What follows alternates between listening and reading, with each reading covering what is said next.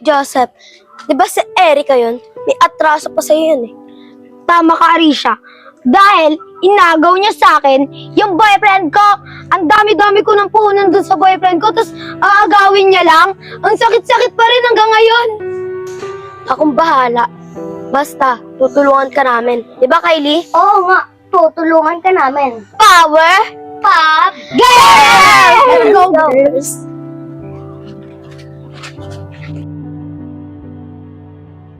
Sige na, Kylie, ikaw na magsabi. Eh paano pag nalaman ng tatay na nagsisinungaling tayo? Basta ako bahala. Sige, Kylie, punta ka na kay tatay. Sabihin mo na. Sige na nga.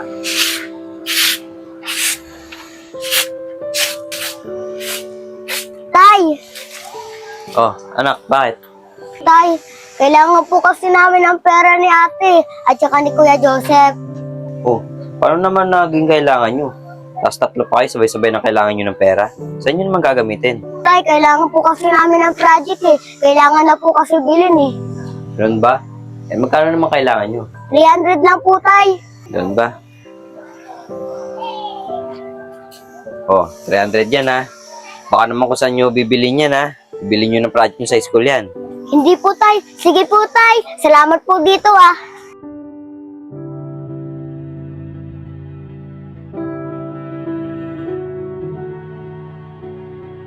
Sabi mo kay tatay. Hayaan mo, Kylie. Hingi ako kay tatay ng pamerienda bago siya umalis.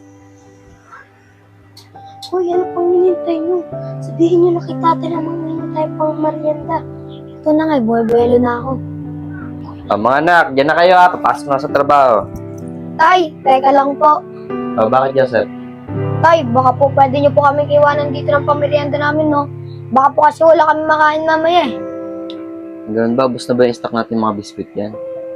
Sige, ito.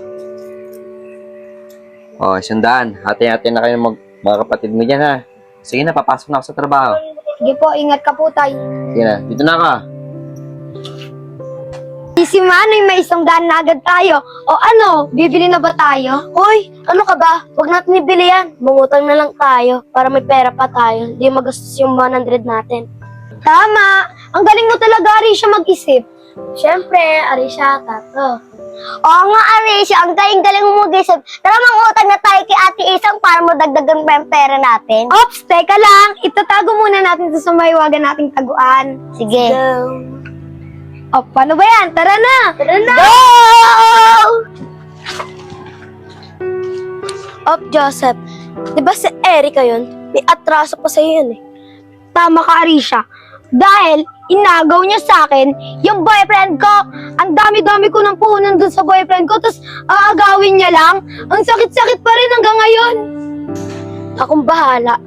Basta, tutulungan ka namin. Di ba, Kylie? Oo nga, tutulungan ka namin. Power! Pop! Girls! Let's go, girls!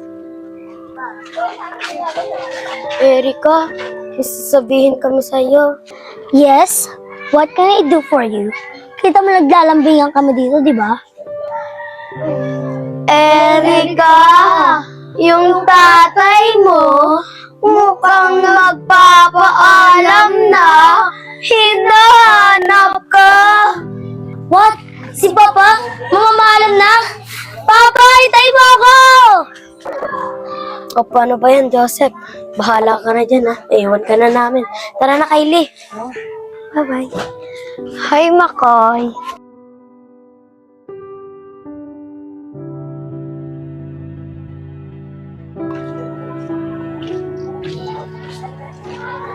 Uy, Aris, ikaw pala. Oh, bakit artist ah? Eh, nangutang na naman sa akin yung mga anak mo kanina. Nagugutom yata, kaya pinautang ko na. Ano, Ate Isang? Lagi ko naman silang binibigyan ng pamerienda nila eh. Lagi ba nilang ginagawa yan? Oo, Riz, lagi nga silang nangungutang. Akala ko kasi alam mo eh. Pero huwag ka mag-alala, hindi naman ako naniningil agad. Ba, Ate Isang? Eh, nasa magkano na kaya yung mga inutang na anak ko? Eh, kanina, Riz, 100. Tapos nung mga nakaraan, 2 beses, tig 100 din yun. Kaya 300 lahat ang nahiram mo sa aking pera ngayon. Ganun ba? O sige, Ate Isang, mamaya pag-uwi ko, pabayaran na lang kita. Kaso, kailangan ko muna kausapin yung mga anak ko eh.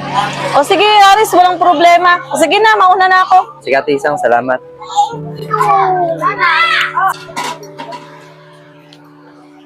Kylie, Arisha. Ito nga kayo, lumapit muna kayo sa akin. Joseph, tumayo ka dyan. Kakausapin ko kayong tatlo. Tay, bakit po? Arisha, Kylie, Joseph. Kailan pa kayo nangungutang kay ate isang nyo? Diba binibigyan ko naman kayo ng pangmerienda nyo? Ba't kailangan nyo pang mangutang doon? Nagsisinungaling ba kayo sa akin? Meron pang isa. Nakatanggap ako ng text sa teacher nyo. Tinatanong sa akin, yung bayad sa project nyo. Di ba binigyan ko kayo ng pera para pambayad nyo? Nasaan yon? Tay, gastos na po namin. Ako din po, Tay. Ako din po, tay. Nagutom po kasi ako eh. Ano? Magugutom kayo? Eh halos araw-araw nga kayo nangingi sa akin ng pangmerienda nyo. Tapos nagawa nyo pa magsinungaling. Ano yung bang mali ang ginagawa nyo sa akin? Tatay nyo ako. Tapos nagsisinungaling kayo sa akin. Hindi nyo natutunan yung ganyang ugali. Hoy! Josephine! Ano sabi niyang mamamaalam yung tatay ko? Eh, andun nga sa bahay. Ang lakas-lakas. Kupitan nyo na. Pati si Erica. Sinungaling kayo. Sige Erica, pasyensya ka na sa mga anak ko ha. Magsasabihan niyo yan, ha? Mga sinungaling. Kupitan nyo na. Pati si Erica. Ginawa nyo ng kasinungalingan. Hindi nyo ba alam na masama yung ginawa nyo? Kahit na biro yun. Sige, magpaliwanag kayo. Bakit nyo nagagawa yung ganyan? Hindi naman ako nagkulang sa inyo ng pangaral at pag-aalaga. Kung tutusin nga, nagbibigay ko yung mga gusto nyo. Nagkulang ba ako sa inyo? Hindi po, Tay. Oh, hindi naman pala eh. Ba't nagagawa nyo yung mga ganung bagay ng pagsisinungaling nyo? Tay, pasensya na po. Di ko na po ulitin. Ako din po, Tay. Pasensya na po. Ako rin po, tay. Pasensya na din po. Pangako po, tay. Hindi ko na po ulitin. Ako din po, Tay. Di ko na din po ulitin. Ako din po, Tay. Di ko na rin po ulitin. O, alam nyo na yung pagkakamali nyo ha. Talagang huwag nyo nang ulitin yun. Dahil sa oras na ilulit nyo yun, bibigyan ko na kayo ng leksyon.